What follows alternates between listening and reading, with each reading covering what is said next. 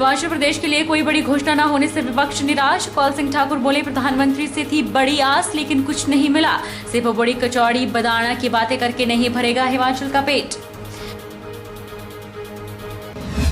Corona के बाद देश में ओमिक्रॉन ने दी दस्तक। हिमाचल के मंडी जिला में भी ओमिक्रॉन का मामला आया सामने। मंडी शहर में बिना मास्क के घूम रहे लोग। युवाओं का कहना, रैली हो तो कोई संक्रमण नहीं और रैली खत्म हो तो संक्रमण शुरू। कांग्रेस पार्टी ने मनाया 137वां स्थापना दिवस। स्थापना दिवस पर कांग्रेस के इतिहास पर हुई चर्चा। अर्की विधायक संजय अवस्थी ने सभी कार्यकर्ताओं को दिया एकजुटता का संदेश। और भूमि अधिग्रहण मंच के अध्यक्ष BR कौंडल ने प्रदेश सरकार को दी चेतावनी। कहा, सरकार ने चुनावों से पहले फैक्ट्री एक अधिसूचना रद्द नहीं की तो सरकार का पूरे प्रदेश में किया जाएगा विरोध। नमस्कार, आप देख रहे हैं HP 24x7। मैं हूं जनीशा। हिमाचल प्रदेश के पूर्व मंत्री कौल सिंह ठाकुर ने हिमाचल सरकार पर तंज कसते हुए कहा कि कुछ मांगा ही नहीं तो PM ने क्या देना। उन्होंने कहा कि हम खुश थे कि प्रधानमंत्री आ रहे हैं और कुछ आर्थिक पैकेज देंगे, लेकिन ऐसा कुछ नहीं हुआ। कौल सिंह ने कहा कि अटल जी ने हिमाचल के लिए अनटाइड ग्रांट देने की घोषणा की थी, लेकिन मोदी ने तो न अनटाइड न टाइड एक भी पैसा हिमाचल प्रदेश को नहीं दिया। बस देखो बड़ी कचौड़ी बदाना की ही बातें करते रहे। सोमवार को प्रदेश सरकार के 4 साल पूरे होने के अवसर पर मंडी के पटेल मैदान में कार्यक्रम आयोजित हुआ और कार्यक्रम में प्रधानमंत्री नरेंद्र मोदी ने शिरकत की। वहीं हिमाचल सरकार के हुए इस कार्यक्रम में प्रधानमंत्री द्वारा हिमाचल प्रदेश के लिए कोई बड़ी घोषणा न होने से विपक्ष निराश है। हिमाचल के पूर्व मंत्री कौल सिंह ठाकुर का कहना है कि हम खुश थे कि प्रधानमंत्री आ रहे हैं और कुछ आर्थिक पैकेज देंगे, लेकिन ऐसा कुछ भी नहीं हुआ। हिमाचल सरकार जयराम जी के नेतृत्व में आर्थिक तौर पर दिवाली के दरवाजे पर खड़ी हुई है। उसे बचाने के लिए प्रधानमंत्री ने ना कोई आर्थिक पैकेज दिया, ना कोई बड़े प्रोजेक्ट की घोषणा की और ना ही मुख्यमंत्री के ड्रीम प्रोजेक्ट पर एक शब्द कहा और ना ही जयराम ठाकुर ने अंतर्राष्ट्रीय हवाई अड्डे जैसी परियोजना का पक्ष अपने संबोधन में रखा। इसके अलावा हिमालय रेजिमेंट बनाने पर कोई बात नहीं की गई। मोदी जी ने हिमाचल के लोगों को पूरी तरह से हताश और निराश किया। कौल सिंह ठाकुर ने कहा कि सब जानते हैं कि मोदी जी पूरे भारतवर्ष में झूठ बोलने में माहिर है। यूपीए सरकार के कार्यकाल में 4 मेडिकल कॉलेज नाहन, चंबा और हमीरपुर के लिए मंजूर किए और एक नेरचौक में मंजूर किया है। 284 करोड़ रुपए मंत्रालय को देकर के मेडिकल कॉलेज कांग्रेस ने अपने कार्यकाल के दौरान अपने अधीन किया है। प्रधानमंत्री का ये कहना कि 4 मेडिकल कॉलेज उन्होंने दिए हैं, ये झूठ का पुलिंदा है। दूसरा, मोदी जी ने हिमाचल प्रदेश को कोई आर्थिक पैकेज नहीं दिया। हिमाचल सरकार जयराम जी के नेतृत्व में आर्थिक तौर पे हिमाचल के दिवालिये के कागज पर खड़ा कर दिया है। उससे बचाने के लिए ना कोई आर्थिक पैकेज दिया, ना ही कोई बड़े प्रोजेक्ट की घोषणा की, ना ही मुख्यमंत्री के ड्रीम प्रोजेक्ट इंटरनेशनल एयरपोर्ट के बारे में एक शब्द कहा, ना ही जयराम जी ने अंतर्राष्ट्रीय हवाई अड्डे जैसी परियोजना का पक्ष अपने संबोधन में रखा। इसी तरह से एक आवाज चली है कि हिमाचल रेजिमेंट या हिमालय रेजिमेंट एक हमारे आर्म्ड फोर्सेस में बनाई जाए, उसके बारे में भी कोई बात नहीं हुई है। तो मोदी जी ने हिमाचल के लोगों को पूरी तरह हताश और निराश किया है। और ये आज पूरे हिंदुस्तान में पता है कि मोदी जी झूठ बोलने में माहिर है। और आपने सुना होगा कि 4 मेडिकल कॉलेज मैंने हिमाचल प्रदेश को दिए, जबकि हकीकत ये है कि 4 मेडिकल कॉलेज यूपीए सरकार थी। गुलाम नबी आजाद जो है स्वास्थ्य मंत्री थे, मैं हिमाचल का स्वास्थ्य मंत्री था। मैंने उनसे मांग की 3 मेडिकल कॉलेज जो है उन्होंने नाहन, चंबा और हमीरपुर के मंजूर किए और एक ईएसआई कॉरपोरेशन का मेडिकल कॉलेज नेर चौक में ऑस्कर फर्नांडिस जो है उस वक्त श्रम मंत्री थे, उन्होंने हमें मंजूर किया।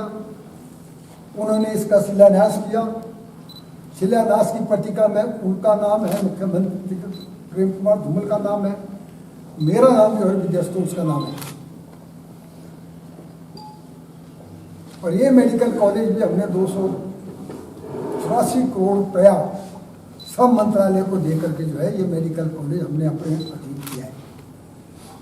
तो मोदी जी का ये कहना कि मैंने 4 मेडिकल कॉलेज दिए हैं, ये झूठ का सबसे बड़ा पुलंदा है। मंडी में आयोजित पत्रकार वार्ता में कौल सिंह ठाकुर ने डबल इंजन की सरकार पर जमकर निशाना साधते हुए कहा कि मोदी जी पहले प्रधानमंत्री होंगे जिन्होंने हिमाचल के लिए कुछ नहीं दिया।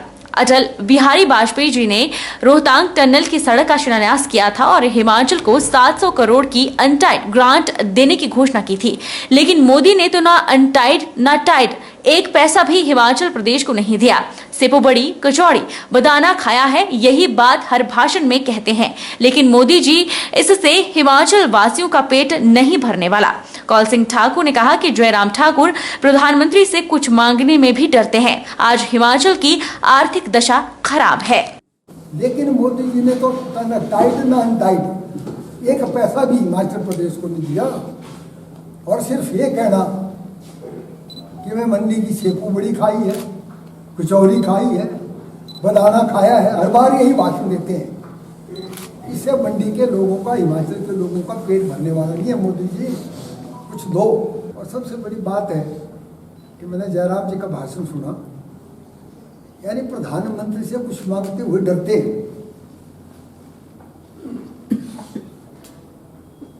कुछ मांगा ही नहीं तो प्रधानमंत्री ने क्या देना। जहां तक हिमाचल की आर्थिक दशा है, आप सभी लोग जानते हैं, आर्थिक दशा हिमाचल प्रदेश की खराब है। हिमाचल प्रदेश के पूर्व मंत्री कौल सिंह ठाकुर ने प्रधानमंत्री के विलंब वाली सरकार वाले बयान पर पलटवार करते हुए कहा कि विलंब वाले हम नहीं आप हैं। रेणुका बांध परियोजना पर बोलते हुए उन्होंने कहा कि इस परियोजना का समझौता कांग्रेस सरकार के कार्यकाल में हुआ था और इसके शिलान्यास में भाजपा ने 4 साल लगा दिए। उन्होंने कहा कि राज्य में भी बीजेपी का मिशन रिपीट का सपना डिफीट होगा और बुरी तरह से भाजपा हारेगी। कौल सिंह ने अटल टनल को लेकर भी सवाल उठाए और कहा कि मोदी केवल देश में सांप्रदायिकता फैलाना चाहते हैं। कहते अटल टनल का कांग्रेस ने विलंब किया। मोदी जी, आपको ख्याल होना चाहिए कि अटल का उद्घाटन जब किया, श्रीमती सोनिया गांधी जी ने उसका शिलान्यास रखा, मैं भी उस वक्त मौजूद था, और उसके बाद मीटिंग हुई, धूमल मुख्यमंत्री था। उस वक्त कांग्रेस पार्टी ने इसमें 1700 करोड़ तो कांग्रेस पार्टी ने इस प्रोजेक्ट के लिए दिया। आपने तो मुझको 400-500 करोड़ रुपए दिया होगा। और जो तो शिलान्यास की पट्टिका थी वो भी, मतलब इन्होंने इतनी, देखो ये सरकार लोकतंत्र में इनका विश्वास है, उस पट्टिका को गायब कर दिया है, उस पट्टिका को लगाने से इनकार कर रहे हैं। ये बड़े दुर्भाग्य की बात है।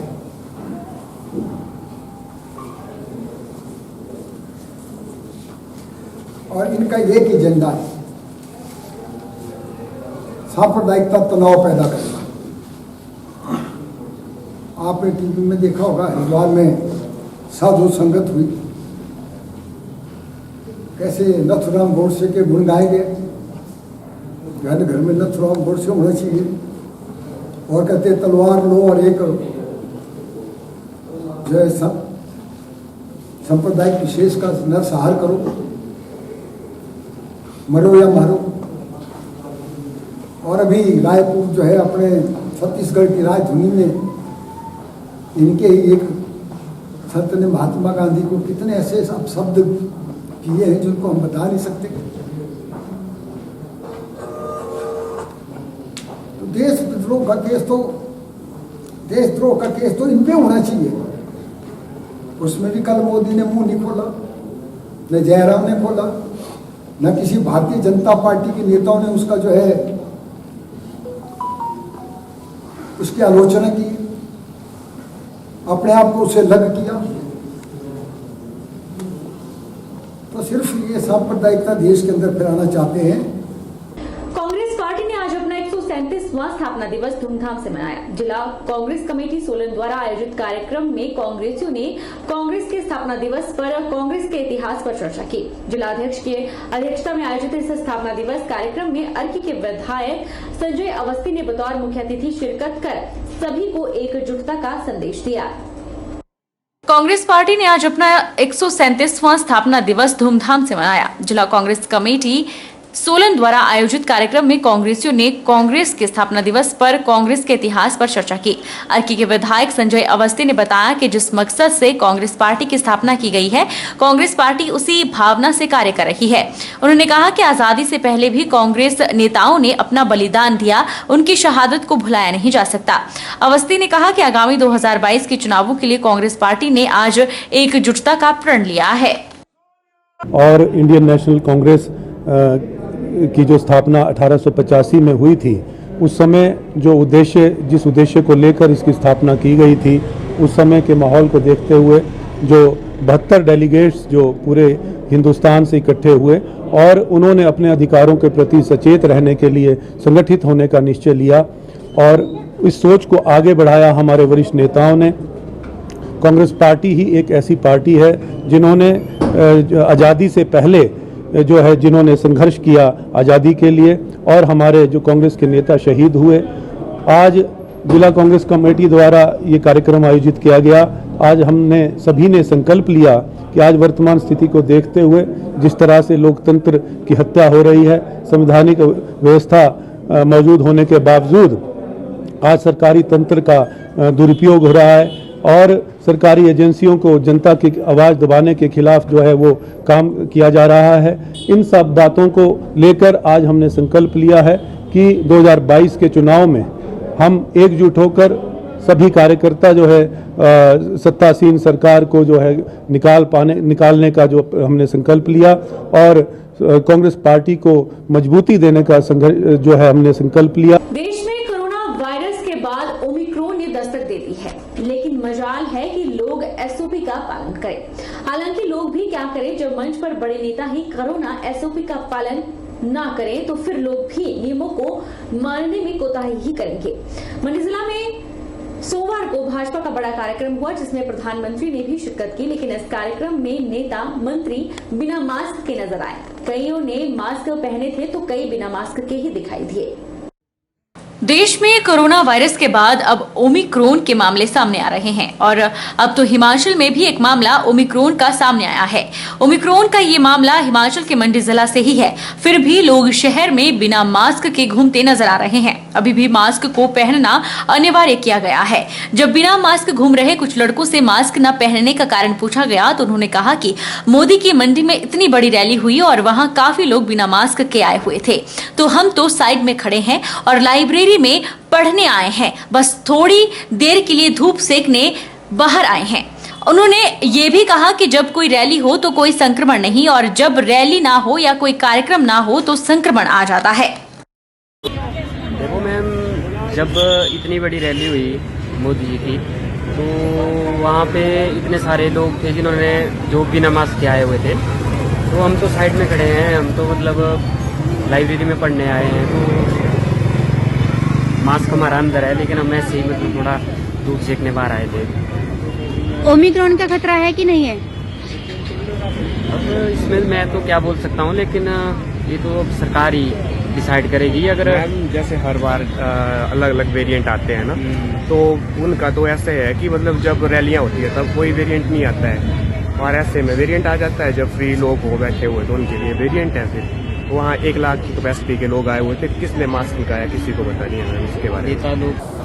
तो अभी जैसे मास्क पहनना भी जरूरी किया गया है, तो आपने मास्क क्यों नहीं लगवाया? हम मास्क मंगवाया। मास्क पहनना जरूरी समझते हैं आप? तो क्यों नहीं लगाया? नहीं, एक्चुअली हम थोड़ा जल्दी में निकल गए ना, इंस्टीट्यूट जाना था, उस वजह से भूल गए लाना ही। पिछले दिनों चर्चित उत्तराला होली सड़क पर हो रही राजनीति और कुछ लोगों द्वारा सड़क को लेकर किए जा रही बयानबाजी को लेकर भरमौर के विधायक जियालाल और बैजनाथ के विधायक मुल्क राज प्रेमी ने संयुक्त रूप से पत्रकार वार्ता कर पलटवार करते हुए कहा कि कुछ लोग इस सड़क को लेकर जनता को भ्रमित कर रहे हैं और तत्कालीन सरकार में भरमौर के रहने वाले वन मंत्री रहते हुए कुछ नहीं कर पाए, जबकि इस सड़क की मांग पिछले कई सालों से की जा रही है। अब यह सपना साकार हुआ है। जियालाल ने कहा कि होली से सुराही पास तक 30 किलोमीटर की डीपीआर भी बन चुकी है, जबकि उजराला की तरफ से भी बकलूर से आगे 20 करोड़ की डीपीआर भी बनाई जा चुकी है। अब जनता का सपना साकार होने जा रहा है। इस बार ये सपना हमारा साकार हुआ है। हम धन्यवाद करना चाहते हैं माननीय मुख्यमंत्री आदरणीय जयराम ठाकुर जी का और हमारे वन मंत्री आदरणीय राकेश ठाणे जी का, कि उनके प्रयास से ये जो हमारी होली उतराड़ा बायसुरई सड़क है उसकी फॉरेस्ट क्लियरेंस हमें मिल गई है और बहुत जल्दी हम इसका कार्य शुरू कर भी रहे हैं। विरोधियों का कई दिनों से ये कहना था कि जब ये माननीय मुख्यमंत्री जी यहाँ पर आए थे बैजनाथ में और उन्होंने ये घोषणा की थी कि होली उतराड़ा सड़क को बहुत जल्दी शुरू कर दी, इसका काम शुरू कर दिया जाएगा, लेकिन फॉरेस्ट क्लियरेंस ना होने के कारण इतना ये देरी से ये जो है ये मामला लंबा पड़ा था और ये कई वर्षों से लटका हुआ मामला था और इस विषय को हमने अपनी विधायिक प्राथमिकता में डाला था, जिसके चलते जो प्रथम प्रवास जो माननीय मुख्यमंत्री जी का बैजनाथ में हुआ तो उन्होंने कहा था कि उतराड़ा होली सराय पास को हम बनाएंगे। तो मुझे लगता है ये सपना जो है हमारा साकार हुआ और 13 करोड़ रुपए की नाबार्ड के तहत जो राशि जो इसमें स्वीकृत हुई है बर फेज के लिए, जिसका टेंडर हो गया, मुझे लगता है कि 4-5 दिन में ये टेंडर खुल जाएगा और जिसको भी ये टेंडर निकलेगा और ये जल्दी से हम इसका काम जो है वो शुरू कर देंगे। वक्त चला है छोटे से ब्रेक का।